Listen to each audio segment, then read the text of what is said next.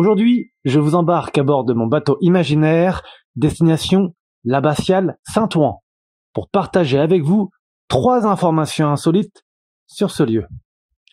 La première information insolite concerne 2 inscriptions situées à l'intérieur d'une des plus hautes tourelles de l'abbatiale.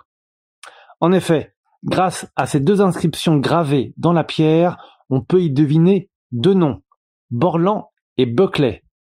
Borland, soldat écossais, a gravé au couteau le 18 août 1916 son nom pour marquer son passage au sein de l'abbatiale.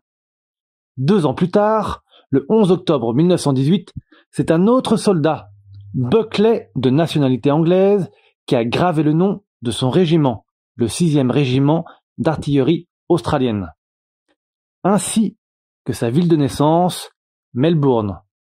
La présence anglaise et australienne à cette époque à Rouen s'inscrit bien évidemment dans le contexte de la Première Guerre mondiale.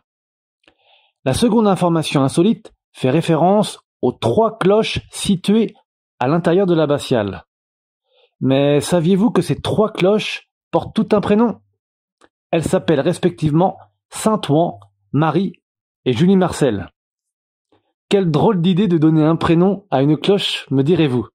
En fait, il s'agit d'une vieille tradition datant du XIIe siècle.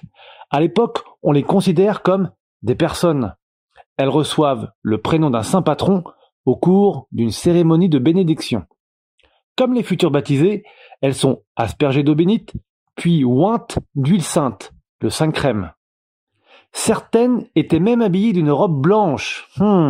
Quelle époque! Enfin, 3e et dernière information insolite, l'abbatiale Saint-Ouen possède le plus important ensemble de verrières du XIVe siècle au monde. Alors, si vous ne l'avez pas encore visité, je vous invite fortement à découvrir par vous-même la magnifique abbatiale Saint-Ouen.